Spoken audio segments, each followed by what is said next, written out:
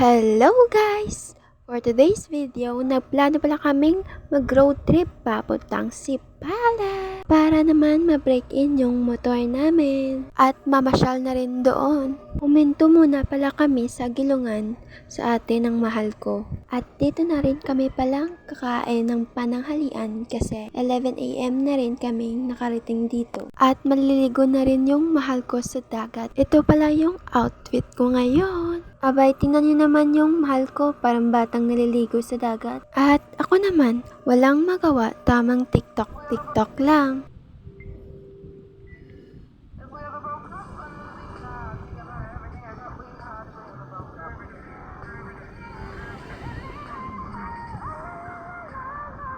Tapos na raw maligo yung mahal ko kaya umahon na siya. At yung kasamahan namin umalis dahil may isa siyang dadalhing babae. At nung matapos na kaming magpananghalian ay umalis na kami kaagad dahil malayo-layo pa yung babiyahiin namin. Kaso nag-iba yung plano ng mahal ko, hindi na raw siya tutuloy ng Sipalay kasi ang layo. Sabi naman ng kasama namin tutuloy raw siya sa Sipalay dahil yung kasama niyang babae ay pupuntang Sipalay kasi may kukunin daw. Kaya gora na rin kami. Syempre, ang saya ko. Kasi magpipicture ako dun eh. Paano ba naman yung isipan ng mahal ko? Ang GG mo? Ang ganda talaga ng paligid. Parang ako.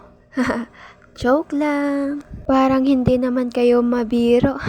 Ang sarap palang mag-road trip.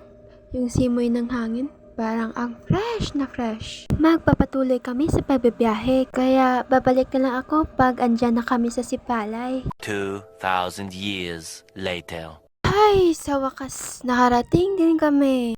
May pinuntahan kami, may kukunin lang daw yung kasama naming babae. Pagkatapos namin doon ay umalis na kami kaagad at namasyal na rin. At sobrang namangha ako sa paligid. At sobrang linis na paligid. Ang sarap ditong mag-overnight. At syempre, hindi mawawala yung magpa-picture. Ang sarap pala ditong tumambay kasi ang sarap ng tanawin. At ramdaman namin na ang init na pala, kaya umalis na kami kaagad. At habang bumabiyahe kami pa uwi, napag-isipan namin lahat na pumunta at mamasyal muna sa Parola. Ang sabi-sabi daw ng iba, ang ganda daw ng paligid at tanawin. Kaya try namin. Babalik na lang ako pag andun na kami sa Parola. One eternity later. At ito na, andito na kami. At pagdating namin dito ay pumasok kami kaagad. Kaso nga lang, may entrance pala. Kaya tinawag kami. 10 pesos per each. O ito ako. Back. Ganun. At habang nagbi-video, may nakita kaming dalawang nagdi-date. Ang sakit niyo sa mata. E di kayo na. Sana all. Oh, ito, hindi nagpapahuli. Oh, back. Ganun. Back. Back. Tama na nga yan. O, diba? Ang daming tao dito. Ang ganda kasi. O kayo, anong hinihintay nyo? Kaya pumunta na dito. Hindi kayo magsisisi.